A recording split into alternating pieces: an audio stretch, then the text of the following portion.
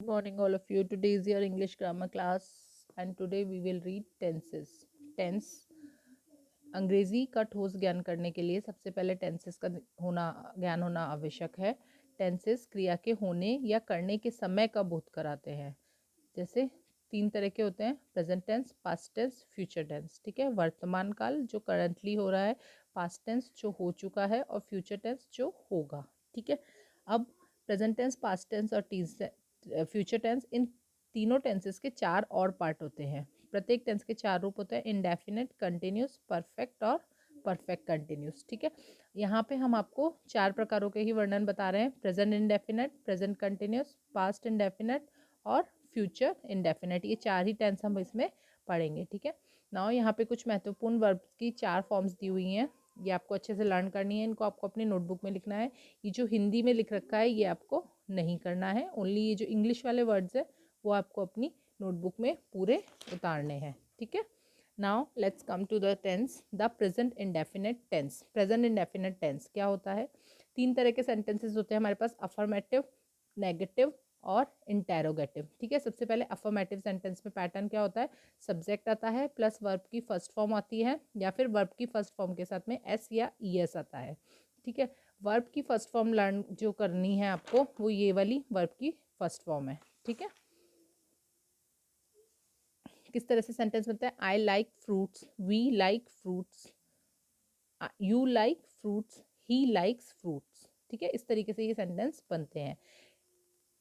Subject plus verb की first form use करनी है आपको, या वर्ब की plus first form plus S या ई एस यूज करना है। इसके लिए आपके पास ये रूल होते हैं कि आई, वी, यू, दे, या फिर कोई भी प्लूरल सब्जेक्ट, प्लूरल यानी कि एक से ज़्यादा अगर सब्जेक्ट है तो उन सब के साथ में वर्ब की फर्स्ट फॉर्म का यूज़ होता है। ठीक है, और ही, शी, इट और जो भी सिंगुलर नंबर्स हैं उन सब के साथ में वर्ब की फर्स्ट फॉर्म प्लस एस या ई एस का यूज़ होता है। जैसे देखो, ही के साथ में क्या लगेगा? वर्ब की फर्स्ट फॉर्म प्लस एस या ई एस। तो ही के साथ में लाइक फर्स्ट फॉर्म हो गई और एस लगा दिया।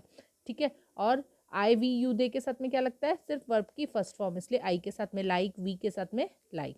ठीक है, जिन वर्ब्स के अंत में S H, C H, X, X S, O, Z Z होता है तो उन सब के साथ में ई एस लगाते हैं। हमने पहले भी पढ़ा हुआ है। ठीक है, और जिन वर्ब के अंत में वाई होता है और वाई से पूर्व व्यंजन होते हैं तो वाई को हटाकर आई ई एस लगाते हैं, और बाकी सब वर्ब्स के साथ में सिर्फ एस लगाते हैं। नेक्स्ट इज नेगेटिव सेंटेंस, नकारात्मक वाक्य। पैटर्न क्या रहता है? सब्जेक्ट प्लस डू नॉट या डज नॉट प्लस वर्ब की फर्स्ट फॉर्म। नेगेटिव है तो नॉट का यूज होगा, नॉट के साथ में डू या डज का भी यूज होता है। आई, वी, यू, दे, इन सब के साथ में डू नॉट यूज होता है, और ही, शी, इट, इन सब के साथ में डज नॉट यूज होता है। वाक्य को नकारात्मक बनाने के लिए डू और डज नॉट का यूज होता है, और इसके लिए वर्ब की फर्स्ट, क्योंकि डू या डज में ऑलरेडी वर्ब ई एस और एस आ जाता है, तो इनके साथ में हम एस या ई एस नहीं लगाते हैं, सिंपल वर्ब की फर्स्ट फॉर्म यूज करते हैं। ठीक है, ही, शी, इट एक वचन कर्ताओं के साथ में डज नॉट का यूज होता है, और बाकी जो प्लूरल है उन सब के साथ में डू नॉट का यूज होता है, आई, वी, यू, दे के साथ में। Interrogative sentence. इंटेरोगेटिव सेंटेंस में क्या होता है? डू और डज सेंटेंस के पहले आ जाते हैं, जो हेल्पिंग वर्ब है आपकी, फिर सब्जेक्ट आता है और फिर वर्ब की फर्स्ट फॉर्म और लास्ट में क्वेश्चन मार्क। इंटेरोगेटिव है यानी कि क्वेश्चन पूछ रहे हैं तो लास्ट में क्या आएगा?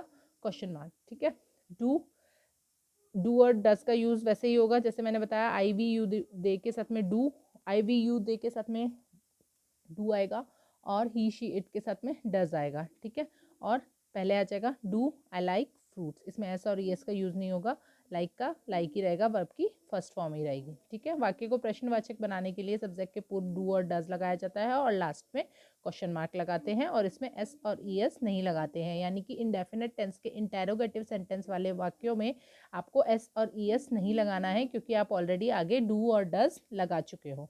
ठीक है, ही, शी, इट के साथ में डज आता है, आई, वी, यू, दे के साथ में डू आता है। ये रूल्स आपको अच्छे से लर्न करने पड़ेंगे। जब ये आपके टेंस कंप्लीट हो जाएंगे तो मैं आपको एक टेबल दूंगी, आप वो टेबल अच्छे से अपनी कॉपी में लिख के और उसे अच्छे से जब लर्न करोगे तभी आपको याद होगा, और इसके लिए आपको वर्ब की सारी फॉर्म्स लर्न करना भी ज़रूरी है।